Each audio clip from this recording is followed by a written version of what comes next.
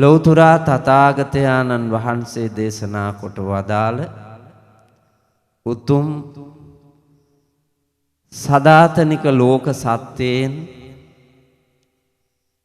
ලෞතර තථාගත බෞද්ධ දර්ශනයෙන් ධර්ම කාරණා කීපයක් මේ ජීවන ගමනේ නැවත වතාවක් ශ්‍රවණය ධාරණය කරගෙන අනාගත දිවි පෙවෙත සරුසාර පුණ්‍යවන්ත එකක් කරගන්නට වෙර වඩන පුණ්‍යවන්ත රාත්‍රියක ආරම්භය. පින්නතුනි, අපි නිතර බණ අහනවා. ඒත් මේ ලංකා සමාජයේ විතරක් නෙමෙයි, සමස්ත ලෝකයම ගත්තාම පිම්මන්ත දැහැමි නිවුණු හිත් ඇති ඇත්තෝ ඊ타ත්ම අඩුයි. කෙලස් බර රාග ද්වේෂ මෝහාදී අකුසල මූලයන්ගෙන් පිරිච්චි පාපතර ගමනක තමා විනාශ වන ගමන් ලෝකය විනාශ කරන ගතියක් තමයි පේන්න තියෙන්නේ. බුදුහාමුදුරුව අනුදැන වදාලේ සුනාත ධාරේත චරාත ධම්මෝ කියලා. හොඳින් අහලා අහගෙන අවබෝධ කරගත්ත, දැකලා අවබෝධ කරගත්ත, විඳලා අවබෝධ කරගත්ත මේ යථාර්ථය මත ජීවිතය හසුරුවන්න කිව්වා. ක්‍රියාවට නම්වන්න කිව්වා. එහෙම ක්‍රියාවේදී ලැබෙන සාරය තමයි පින්නතුනි ධර්මානුකූලව හැසිරීමෙන් ලබන පුණ්‍යවන්ත භාවය. එහි සස්සරීකත්වය, එහි ඵලය, ප්‍රයෝජනෙ. බලාපොරොත්තු වෙන්නේ ධර්මානුකූල ප්‍රයෝජනයක්. බලාපොරොත්තු වෙන්නේ ධර්මානුකූල ප්‍රතිඵලයක්. ඒ මත තමයි සතුට, සැනසීම, නිදහස, ප්‍රීතිය, සැපත, සෞභාග්‍ය, නිර්වාණය මිනිහෙකුට ළඟා කරගන්න පුළුවන් මේ. නමුත් අපි නිවන පැතුවට, පින් ප්‍රාර්ථනා කළාට, කුසල් ප්‍රාර්ථනා කළාට, රැකවරණය, ආරක්ෂාව, ගෞරවය, කීර්තිය, අභිමානය ප්‍රාර්ථනා කළාට ලැබෙන විදිහේ වැඩ වෙන්නේ නැත්තම් ප්‍රාර්ථනා කිරීමෙන් ලබන්න බෑනේ. පිරිසිදු හිතකින් ඔබ වැඩ කරනවා නම් හිත, කය, වචනේ වෙහෙසවලා ප්‍රාර්ථනා කරන්න ඕනේ නැහැ, ඒක ලැබෙනවා. රබර් බෝලයකින් මේ බිත්තියකට ගැහුවොත් ප්‍රාර්ථනා කරන්න ඕනේ නැහැ නේ. ආපහු එන්න කියලා ප්‍රාර්ථනා කරන්න ඕනේද? ආපහු එන්න කියලා ප්‍රාර්ථනා කරන්න ඕනේ. අපි බිත්තියට ගහපු වේගයට සමාන ගුණයකින් ආපහු එනවා. ඒක අපි හිතුවත් නැතත් ලැබෙන දෙයක්. එහෙනම් අපි පුණ්‍යවන්ත දෙයක් කළොත් ඒ පින් ඵල අපිට ලැබෙනවා. කුසලයක් කළොත් ඒ කුසලයේ බලය අපිට විඳින්න ලැබෙනවා. පාපයක් කළොත්, අකුසලයක් කළොත් ඒකේ බලයත් විඳින්න වෙනවා. දැන් විඳින්නේ ලෝකේ බොහෝ දෙනා කායිකව, මානසිකව සැප නෙමෙයි පින්නතුනි, දුක්, කරදර, කම් කටොළු. ජීවිතයට සැපයක් නැහැ. හොඳට බලන්නකෝ. දැන් මේ අද මේ මොහොත වෙනකොට ලෝකයම දැවෙන ගින්නක ඉන්නේ. නානාවිද ප්‍රශ්න. අන්තෝ ජටා බහි ජටා ජටාය ජටිතා පජා. ඇතුළෙත් ගැට පිටත් ගැට ගැටවලත් ගැටනේ. නේද? පෞද්ගලික ප්‍රශ්න. ඊට පස්සේ ඒ පෞද්ගලිකව තියෙන ප්‍රශ්න බාහිරින් ගොඩනගෙන ප්‍රශ්නත් එක්ක පැටලිලා ප්‍රශ්න ජාලාව. ජටාය ජටිතා පජා.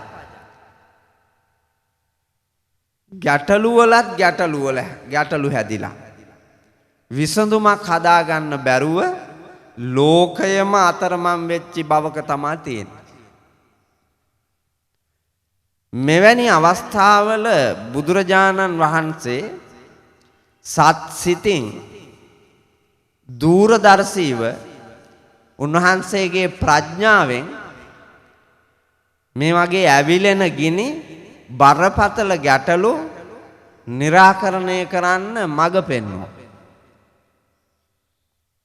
බුදුහාමුදුරුවෝ ලංකාවටත් ඇවිල්ලා තියෙනවානේ 3 පාරක් ඉන්දියාවෙ ඉඳලා. නේද? බලන්නකෝ ඇවිල්ලා තියෙන 3 පාරම මොනවටද ආවේ කියලා. මයංගනේට ආවා. උන්වහන්සේ යක්ෂ ගෝත්‍රිකයෝ අතර ඇතිවෙච්ච යුද්ධයක් නවත්තන්න. නාගදීපයට වැඩිය බුදුරජාණන් වහන්සේ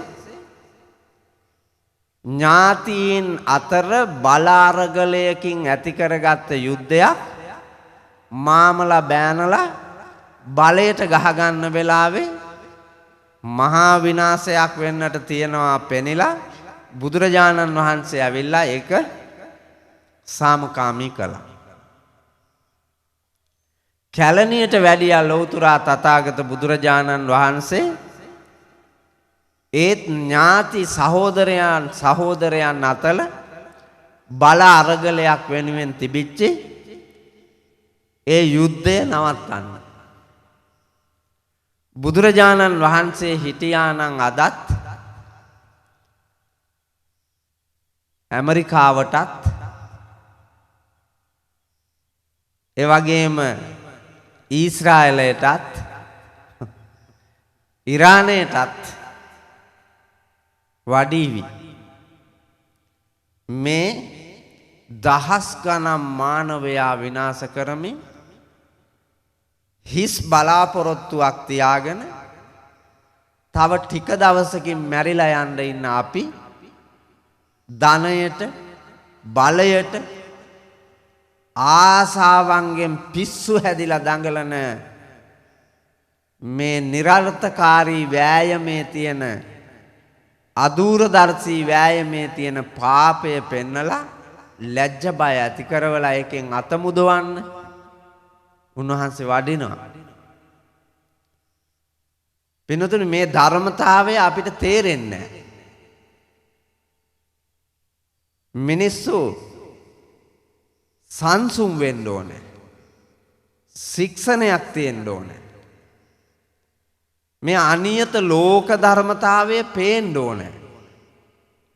මරණයෙන් සමුගෙන යන අපි මරණය දක්වා මේ ගෙවන ජීවිතය සබ්බේත සම්ති දණ්ඩස්ස සබ්බේ සංජීවිතම් පියං අත්තානං උපමං කତ୍වා නහනయ్య නඝාතයේ කියන ලෞතුරා බුදුරජාණන් වහන්සේගේ දර්ශනයට අනුව හැම මිනිහෙක්ම නිදහස සතුට සැනසීම ප්‍රීතියට කැමති දඬුවමට මරණයට අකමැති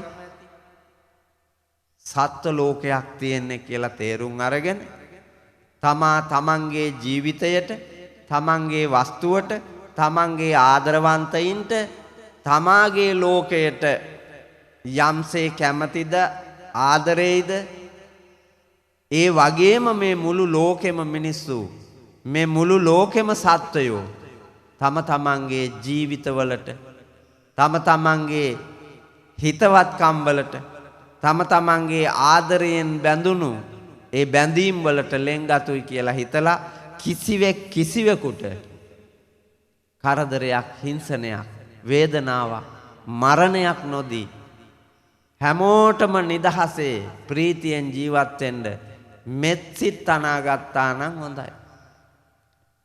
ඒක තමයි බුදුහාමුදුරුවන්ගේ දර්ශනය. නමුත් එහෙම දැකීමේ ගුණයක් අපි අතර ගොඩ නැගිලා නැහැ. ඒකට හේතුව වෙන මොකවත් නෙමෙයි. බුදුරජාණන් වහන්සේ අනුදැන වදාලා මේ පෘථජ්ජන කෙලෙස් බර ලෝකයේ මිනිස්සුන්ට තියෙනවා අවිද්‍යාව. අවිද්‍යාව කියලා කියන්නේ විද්‍යාව නැතිකම. විද්‍යාව කියන්නේ පරීක්ෂණ නිරීක්ෂණ තුලින් ගොඩනගා ගන්නා ලද සත්‍ය අවබෝධය. ඒක තමයි විද්‍යාව. පරීක්ෂණ නිරීක්ෂණය කරලා ඒ තුලින් ලබා ගන්නා සත්‍ය අවබෝධයට කියනවා විද්‍යාව කියලා. අවිද්‍යාව කියන්නේ පරීක්ෂණයකුත් නැහැ නිරීක්ෂණයකුත් නැහැ.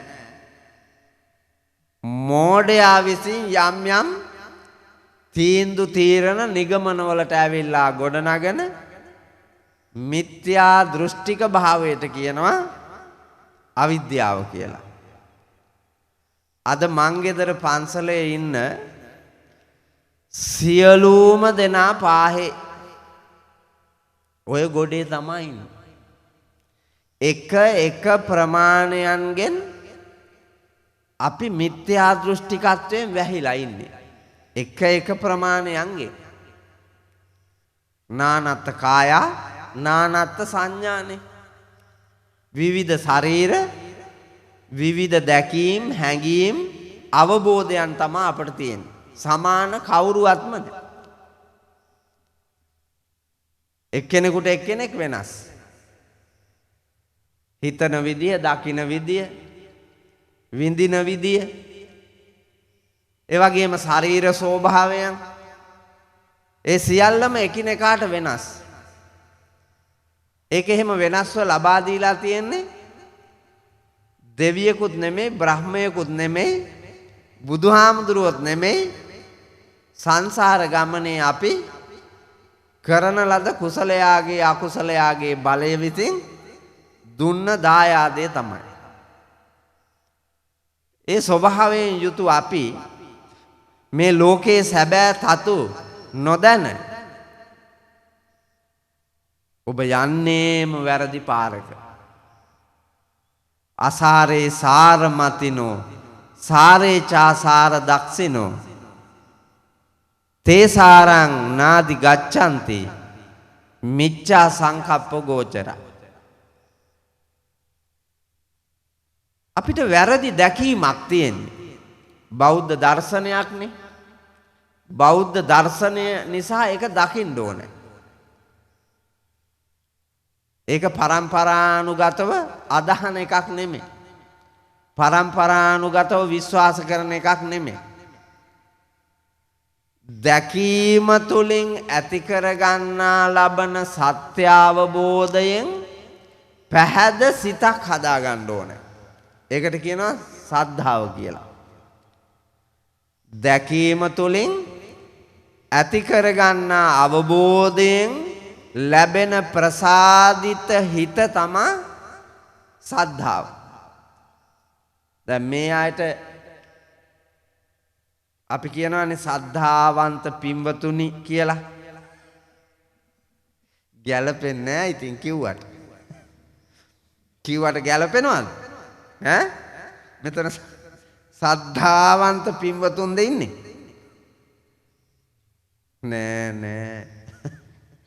නෑ.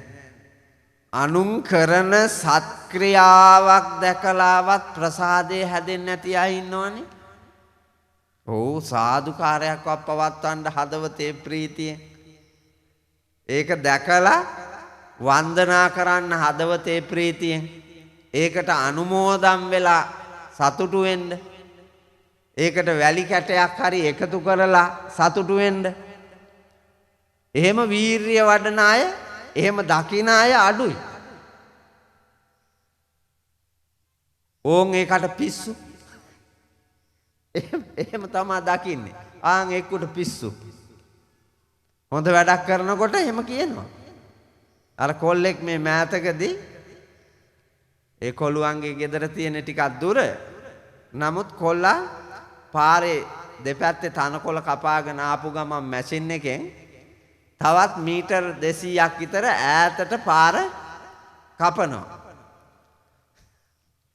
ඒ පාරේ එන එකෙක් බයිසිකලේ නවත්තලා බයිසිකලේ උඩ ඉඳගෙන මහනවලු බලතට පිස්සුද? ඇයි මාමණ්ඩි කියලා ඇහුවලු. මෙහි වල් කපන්න. ඔය ඉතින් මාමණ්ඩි හොඳයිනේ ලස්සනයිනේ. හරි හරි ඉතින් තොගගේ තියෙන ආහාරනේ. මේ පැත්තෙන් යන්නේ නෙවුන් කපා ගයි. එතකොට පිස්සුද? බලන්න. මිනිස්සු දකින්න විදිහ බලන්නකො ලෝකේ. අරෝගේ ඉසాత ගාලා මයි පුතාට පින් සිද්ධ වෙනවා මේ වැඩේට කියලා. කොල්ලට දිරියක් දීලා, ගෞරවයක් දීලා, ආශිර්වාද කරලා එවැනි දේවල් තව දකින එකාට හිතට වැටෙන්න මේ වැඩිහිටියෝ කුල දෙටුවෝ හැටියට සත්පුරුෂයෝ හැටියට අගය කිරීමක් කරන්න එපා. එහෙම නෑ ඒක නීරස පලක් නැති හීනමානයක් උදා කරන දෙයක් හැටියට තමයි සමාජගත කරන්නේ. ඒ අවාසනාවන්ත කර්ම දෝෂයන්ගෙන් අත මිදුණු පුණ්‍යවන්ත දැකීමක් ඇති කරගත්ත සත්පුරුෂයෝ වෙන්න නම් බුදුරජාණන් වහන්සේ අනුදැන වදාරනවා මිත්‍යා දෘෂ්ටිකත්වයෙන් අත මිදෙන්න කියලා. අපි තවම අත මිදිලා නැහැ. මේ මං ගෙදර පන්සලේ ඉන්න මේ අය තවම අත මිදිලා නැහැ. ඔබ ඉන්නේ තවම මිත්‍යා දෘෂ්ටික භවයේ. මොකද්ද මිත්‍යා දෘෂ්ටිය කියන්නේ? උපාසකම්මලා මොකද්ද මිත්‍යා දෘෂ්ටිය කියන්නේ? උපාසකම්මලා සිල් ගන්න දෙන්නෙත් මිත්‍යා දෘෂ්ටියෙන් හින්දා තමයි. නාකි මෙවුන්දලා සිල් ගන්න දෙන්නේ මිත්‍යා දෘෂ්ටිය නිසා. මට දැනෙන විදිය ඉතින්. හේතුව මං එහෙම කියන්න හේතුව දැන් මේ උන්දලට දුක හිතෙනවනේ නැත්තම් ඔක පහදව්වේ නැත්තම් අම්මලා දැන් ඔය කරන වැඩේ කරන්න ඕන කාලේ නෙමෙයි කරන්නේ. කරන්න ඕන වෙලාවෙ නෙමෙයි කරන්නේ. අම්මලාට ඔය සිල් ගන්න එක ප්‍රතිපත්ති ගරුකව කරන්න තිබ්බේ අවුරුදු 12 දී. එතන ඉඳලා මෙහාටනේ කරන්න තිබ්බේ. අවුරුදු 12 13 14 15 16 17 ඔය කාලෙදි තමයි සීලේ පිටලා සිල් රැකගෙන ඉදිරියට එන්න තිබ්බේ. එතකොට නාකි වයසට එනකොට රැකපු සිල් දිහා බලලා එක තැනකට වෙලා ඉඳගෙන ප්‍රීතිමත් වෙන්න තිබ්බනේ. දැන් අම්මලා මොකද්ද කෙරුවේ? රකින්න ඕනෑ කාලේ කුලප්පු වෙලා දුවලා විවේකීව ඉන්න ඕන වෙලාවේ ඔට්ටු වෙනවා යන්න නිවන් යන්න ඔට්ටු වෙනවා. හැබැයි හම්බෙයිද? හම්බෙන්නේ හම්බෙන්නේ. ඇයි අපි කපලා තියෙන්නේ පාර කොහාටද? අපි පාර කපලා තියෙන්නේ දුගතියට නම්. පාර කපලා තියෙන්නේ අපායට නම්. පින්නතුනේ ජීවිතේ දැකගන්න විඳගන්න අවකාශය නැහැ.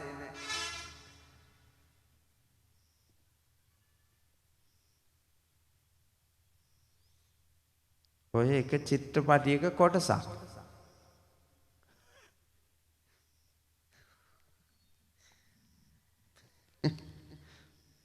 මේ ලෝකය රංගමඩලක්නේ. ඒ රංගමඩලේ එක කෑල්ලක් මේ අද. ඒ රංගමඩලේ එක කෑල්ලක්. ඒකේ මේ සුවිශේෂී චරිතය මතුවෙලා එනවා. සුවිශේෂී චරිත ඒ තැන් වලින් මතුවෙලා එනවා. ඒවා දකින්න ඕන. සබ්බේ පෘතජ්ජනා උම්මත්තක. සියලුම පෘතජ්ජනයන්ට පිස්සු. එක එක ප්‍රමාණ වලින් තියෙනවා. 7ට බණහන්න එන්න කියලා තිබුණා නම් 6:00ටවත් එන්න එපැයි නේද? ඇයි? ඒ බණහන්න කියලා සකස් කරලා තියෙන පරිසරයේ පොඩ්ඩක් පිළිසකර කරගෙන ඒක අලංකාර කරගෙන වටපිටාව සකසාගෙන අපිට පිළිවෙලට නිදහසේ ඉඳගෙන බණක් අහන්න සුදුසු තැනක් නිර්මාණය කරගෙන අසුන්ගෙන පහන් සිතින් මුල් වත් පිළිවෙත් ටික නිමා කරලා බණහඬ ඒ දැනුම් දීපු වෙලාවට ටිකක් කලින් එන්න එපැයි. දැන් 7:40යි වෙලාව. වෙන හාමුදුරු කෙනෙක් ආවනම් මෙලහට බණ ඉවරයි නේද නායකා? මන් ටිකක් අර දිගට අදින හින්දා පහුවෙලා ආපු මෙවුන්දලාට අරුන්දලාට බණක් අහගන්න ඉතුරු වෙලා තියෙනවා. නැත්තම් ආයි බණක් නැහැ. නැත්තම් බණක් නැහැ. මෙච්චර රෑ වෙනකන් කොහේ ඉඳලා දාවේ? කාටගත් දිගිලිය හොරවපතාන ගලෙන් බිඳුණු වැව ත්‍රිකුණාමලේ පැත්තේ ඉඳලා ආවේ. මං ආවේ කැකිරාවේ ඉඳලා. මං කැකිරාවේ ඉඳලා ඇවිල්ලා වරකාපොලටත් ගිහිල්ලා වරකාපොල අපේ ධම්මින්ද පණ්ඩිතාණන්ගේ පන්සලේ පැයක් ඉඳලා කල්යල් බලාගෙන 7 වෙන්න ඉස්සෙල්ලා මං ගෙදර ඓතිහාසික පුරාණ විහාරීය පරිසරයටත් ඇවිල්ලා මල් පහන් පූජා කරලා බුදුන් වැඳලා ධර්මාසනාරූಢව බණ කියනකම් මෙවුන්දලා කොයි ලෝකේ ඉඳලා දාවේ? පෙර සූදානමක් නැහැ. දැක්මක් නැහැ. මං කිව්වා නේද මිත්‍යා දෘෂ්ටිකයි කියලා. ඒ කියන්න හේතුව ඕක තමයි. මම මේ කතන්දරේ මේ වෙලාවෙම කිව්වහම සමහර විට පමා වෙලා ආපු අයට හිතෙනවා ඇති හාඳුරුව නින්දා කළා කියලා. නෑ. වරද කරන වෙලාවෙම ඒ වරද පෙන්නුවාම මතු දිනක එවැනි වරදක් වෙන්න නොදී Taman නිවැරදි වෙන්න තියෙන ඉඩකඩ වැඩි නිසා තමයි මම මේ ඒ වෙලාවෙම මේක පෙන්වන්නේ. මරුණට පස්සේ පෙන්නලා වැඩකුත් නැහැනේ. දැන් මෙහෙ සිද්ධ වෙච්ච අඩුව මම හෙට බණ කියන්න යන බදුල්ලේ ගිහිල්ලා කිව්වට මෙවුන්දලා නිදොස් කරන්න පුළුවන්ද? නිදොස් කරන්න බෑනේ. ඒ හින්දා පින්වතුනි අපි නිදොස් වෙන්න තියෙන එක අපි විසින්ම හිතලා නිදොස් වෙනවා මිසක් අපේ අඩුපහඩු අපි විසින්ම හදා ගන්නවා මිසක් වෙන කාටවත් ඒක කරන්න බෑ. අත්තාහි අත්තනෝ නාතෝ කෝහි නාතෝ පරෝසිය. තමන්ට තමන්ගේ පිහිට හැර වෙන පිහිටක් සරණක් නැහැ. ඒක තමයි ඇත්ත. එතකොට ස්වාමීන් වහන්සේ බුදුරජාණන් වහන්සේ දේශනා කරලා තියෙන්නේ කොහොමද? නත්ති මේ සරණං අඤ්ඤං බුද්ධෝ මේ සරණං වරං නත්ති මේ සරණං අඤ්ඤං ධම්මෝ මේ සරණං වරං නත්ති මේ සරණං අඤ්ඤං සංඝෝ මේ සරණං වරං අපට සරණ පිණිස පවතින්නේ තුනුරුවනේ සරණ පමණයි. ඒ හැර වෙන සරණක් නෑ කියලා දකින්නලු. එතකොට සරණ පිණිස තුනුරුවන් වැඩ ඉන්නවා. සරණ ලබන්නේ කවුද? සරණ ලබන්නේ ඔබ. සරණ ලබන්න ඕනේ අප. ලෙඩ්ඩු ඉන්නවා. වෙදත් ඉන්නවා බෙහෙතුත් තියෙනවා. ලෙඩත් ඉන්නවා බෙහෙතුත් තියෙනවා. වෙදා ඉන්නවා බෙහෙත් ළඟ. ලෙඩා මොකද කරන්න ඕනේ? දැන් ඔබට සරණ පිණිස තමයි බෙහෙත් තියෙන්නේ. ඔබට සරණ පිණිස තමයි වෙදා ඉන්නේ. ලෙඩා දැනගන්න එපැයි වෙදා හම්බෙලා දන්නා පමණින් ලෙඩේ කියලා වෙදා ලව්වා පරීක්ෂා කරවාගෙන වෙදා හොඳට ලෙඩේ අඳුනගෙන නියම කරන බෙහෙත් ටික ලෙඩා බොන්න ඕන. ලෙඩා ගල්ව ගන්න ඕන. ලෙඩා පාවිච්චි කරන්න ඕන. දැන් ඔයාලා ලෙඩුනේ නේද? ඔයාලා ලෙඩු. මොකද්ද තියෙන ලෙඩේ? මං ගෙදර මේ අයට මොකද්ද තියෙන ලෙඩේ? මං ගෙදර ඔබට තියෙන මට පේන්න තියෙන බුදුහාඳුරන්ගේ දර්ශනයට අනුව පේන්න තියෙන බරපතලම ලෙඩේ තමයි මොකද්ද? පිස්සු. මේ ඇවිල්ලා ඉන්න ඔකෝටම මට පේන්න තියෙන බරපතලම රෝගය බෞද්ධ දර්ශනයට අනුව පිස්සු. බුදුහාඳුරු අනුදැන වදාළනේ සබ්බේ පුතජ්ජන උම්මත්තක සියලුම කෙලෙස් සහිත අයට පිස්සු. මොකක් හරි පිස්සුවක් තියෙනවා. ඒක අපිට පේන්නේ නැහැ. පිස්සට පේන්නේ නැහනේ පිස්සු බව. පිස්සට තේරෙනවද පිස්සු බව? නෑ පිස්සට තේරෙන්නේ නැහැ. ඒක තමයි ස්වභාවය. එහෙනම් ඔබට දැනෙනවා නම් ඔබට පිස්සු බව පිස්සු හොඳ කරගන්න ලේසි. ඔබට දැනෙන්නේ නැති හින්දා තමයි මේ ඔබට පිස්සු තියෙන බව පෙන්නලා දීලා බෙහෙත් කරන්නේ. ඒ පිස්සු හොඳ කරගන්න තියෙන එකම බෙහෙත ධම්මෝෂද සමන්නත්ති ඒතම් පිවත භික්කවේ. ධර්මය නැමැති ඖෂධය පාවිච්චි කරන්න ඕන මේ කෙලෙස් රෝගය නවත්ත ගන්න. කෙලෙස් රෝගය නවත්ත ගන්න ධර්මය නැමැති ඖෂධය පාවිච්චි කරන්න ඕන. දැන් ඖෂධය පාවිච්චි කරන්න ලෑස්ති වෙනකොට නාකි වෙලා. ඖෂධය පාවිච්චි කරන්න ලෑස්ති වෙනකොට නාකි වෙලා. දැන් නාකියට පාවිච්චි කරගන්න බැරි වෙනවා. ඇයි දිරලනේ? නාකිනේ. නාකි කියන්නේ නොහැකි. ගිලින්න නොහැකි. ගා ගන්න නොහැකි. වැඩ කරන්න නොහැකි. ප්‍රතිපත්ති ගරුකව ඒ ලැබෙන උපදෙස් පිළිපදින්න නොහැකි. එතකොට නොහැකි නම් ලෙඩේ හොඳ වෙන්නේ මැරෙන්න වෙන්නේ පිස්සෙක් හැටියට තමයි. එහෙනම් සිහිය පිහිටුවාගෙන ඔබ චූටි කාලේ ඉඳලා ධර්මයේ හැසිරෙන්න පටන් ගන්න ඕන චූටි කාලේ ඉඳලා. එතකොට ඒ පුංචි කාලේ ඉඳලා ලැබෙන සත් ආකල්පය මත අය ලොකු වෙනකොට නිර්මාණය කරන්න දෙයක් නැහැ. සීලය පිහිටනවා. දානයන් දෙනවා. භාවනා කරනවා. හොඳින් හිතනවා. මෙනෙහි කරනවා.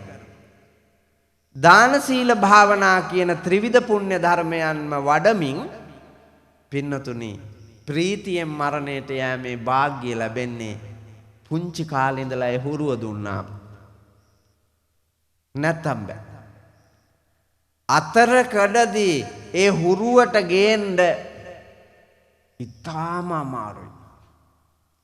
ඉතාම අමාරුයි. මේ ලංකාවේ මිනිසුන්ව නමා ගන්න බැරි ඇයි මේ? කාලාන්තරයක් ඇබ්බැහි වෙච්චි වැරදි ආකල්පවල නින්නේ. වැරදි ආකල්පවල. නිවැරදි තැනකට ගේන්න හැදුවාම ඒගොල්ලෝ හිතනවා එයාලට නිඳා කරනවා, එයාලට පාඩුවක් කරනවා, එයාලගේ නිදහසට බාධා කරනවා කියලා හිතනවා. නමුත් එයාගෙම යහපතටයි කරන්නේ. ඒක පේන්නේ නැහැ. පේන්නේ වැරදි කියලා. ඒක තමයි ඇත්ත. එඳ සිහියෙන් මේ අහන බණ සිහියෙන් යුක්තව අහන්න.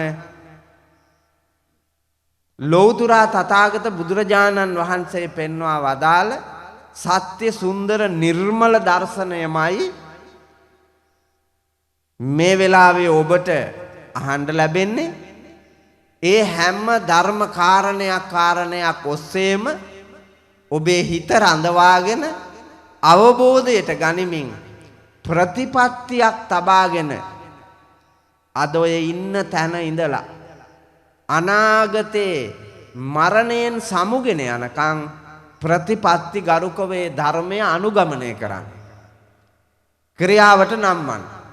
එතකොට ලස්සන ලෝකයක් හැදෙනවා. දැන් අද මේ පුටුවේ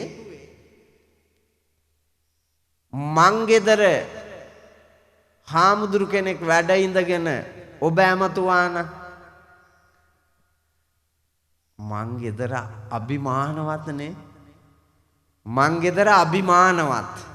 මං ගෙදර ඒ සතර වර්ගයක නෑයෝ අභිමානවත් ප්‍රීතිමත් සද්ධාවෙන් යුක්තයි. ප්‍රීතිමත්ව ඒ අවස්ථාවට සහභාගී වීමෙන් ලැබෙන මහා පුණ්‍යස්කන්ධය ඊටමත් ශ්‍රේෂ්ඨයි. හැබැයි කරුමක මහත මං ඉඳ ගන්නකම් මං ගෙදර කෙනෙකුට බැරි වුණා. මං ඇවිල්ලා ඉඳ ගන්නකම් මං ගෙදර ගමේ කෙනෙකුට බැරි වුණා. නේද? මං කාගම සිරිනන්දනේ. මම කාගම සිරිනන්ද. මගේ ගමේ නම තමයි ඔය ලෝකේ හැමතැනම ලියවිලා තියෙන්නේ කාගම කියලා. මං ලෝකේ වටේම මගේ ගමේ නම ලියලා තියෙන්නේ කාගම කියලා. දස දහස් ගණන් ලක්ෂ ගණන් මිනිස්සු ඒක දැක සාදුකාර පවත්වනවානේ.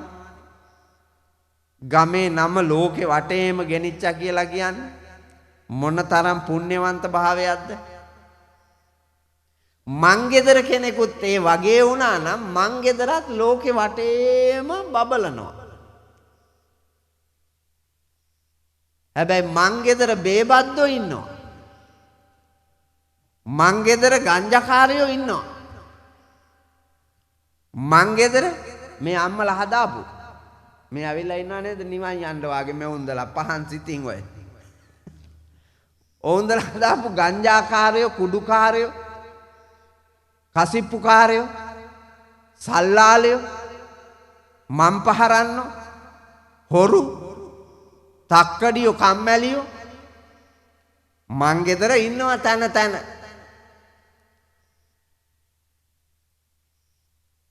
හැබැයි මේ තැන දෙන්න එක අම්මා කෙනෙක්වත් වීරිය වඩලා නැන්නේ. මේ තැන දෙන්න වීරිය වඩලා නැහැ.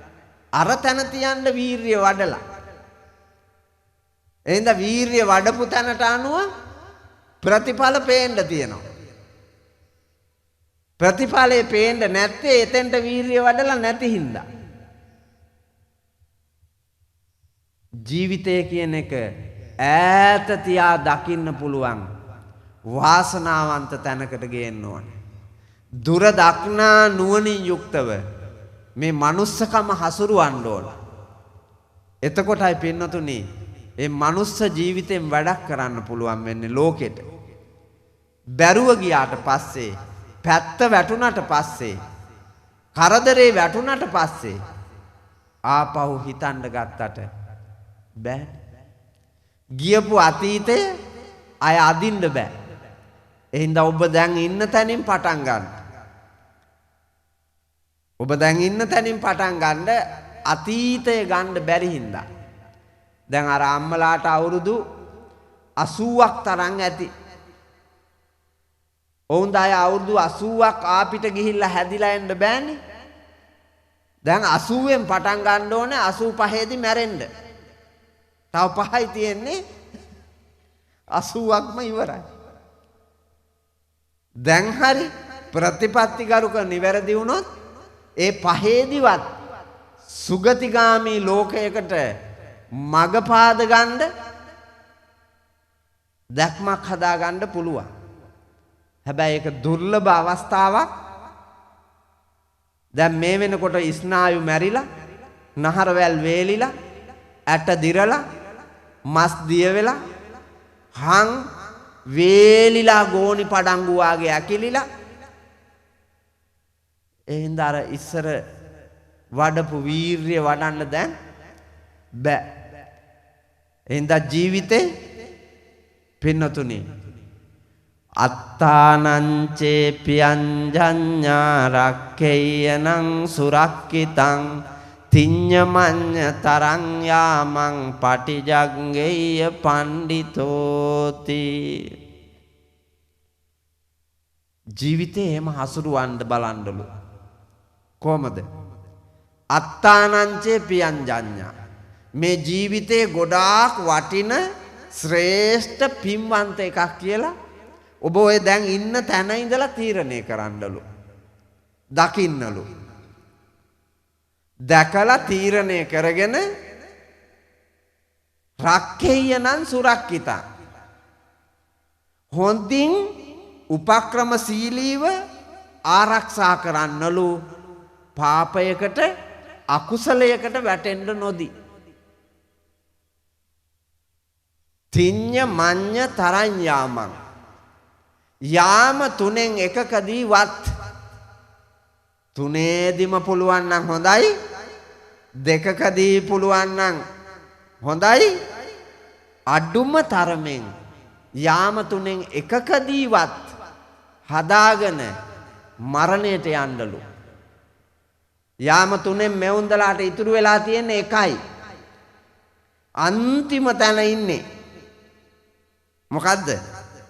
යාම තුනේ අන්තිම තැන නාකි තැන ඉන්නේ.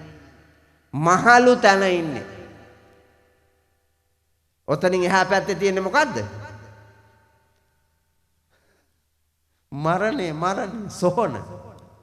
ඔතනින් එහා පැත්තේ තියෙන්නේ සොහන. සොහනට යන්න කලින් ටිකක් හරි මේ අන්තිම මොහොතේ ටිකක් හරි දැකලා සොහනට යන්න හදාගත්තොත් සුගතියට ආව හැකි. නැත්තම් මං ගෙදර මීට කලින් හිටපු එක්කෙනෙක් තමයි මේ ඉන්නේ. ওই මණ්ඩපේ ඉස්සරහා බුදියන් ඉන්නව නේද? මේ පැත්තට පිටුපාලා. පේනව නේද ඉන්න කෙනා? මං දැක්ක 4-5 දෙනෙක් දැන් මෙතන ඇවිල්ලා කැරකිලා ওই පැත්තට යනවා. ඔය හැම බල්ලෙක්ම මං ගෙදර හිටපු එකෙක් තමයි. මැරිලා කරපු බලු වැඩවලට බලු භවයේ ඉපදිලා. සමහර විට රම්බණ්ඩ වෙන්න පුළුවන්, මුතු බණ්ඩ වෙන්න පුළුවන්, හීම්මැණික වෙන්න පුළුවන්, රම්මැණික වෙන්න පුළුවන්, සුමන වෙන්න පුළුවන්, දයා වෙන්න පුළුවන්. කරපු නීච බලුකම් වලට අනුව බල්ලෝ වෙලා ඉපදිලා. දැන් බල්ලා වුණාට පස්සේ ධර්මය තේරෙනවද? නෑ. බුදුන් අඳුරනවද? නෑ. ඒකනේ මේ ඉන්නේ. ඒක තමයි මේ ස්වභාවය. නිරයට වැටුනොත් නිරයෙන් නිරයට නිරයෙන් නිරයට මිසක් ආපහු සුගතියට එන එක ලේසි වෙන්නේ. අපායට නොවැටී ඉන්නනේ වීරිය කරන්න ඕන. දෙව්ලොව, බඹලොව, මනුලොව මේ සුගති ලෝකයක රැඳෙන්න වීරිය කරන්න ඕන. දැන් ඒක සමහර අයගෙන් ගිලිහිලා ගිහිල්ලා අන්තිම මොහොතේ දැන් හරි කමන්නේ ප්‍රතිපත්ති ගරුකව ධර්මඥානයේ උපදවාගෙන ධර්මානුකූලව දැකලා වැඩ කරලා ප්‍රීතියෙන් මැරෙන්න පුළුවන් නම් මේ හැන්දෑ කාලේ අන්තිම මොහොත හදාගත්ත හැකි. දෙවෙනි යාමේ තරුණ වයස තාරුණ්‍යයේදී ජීවිතය හදාගන්න පුළුවන් නම් තාරුණ්‍යයත්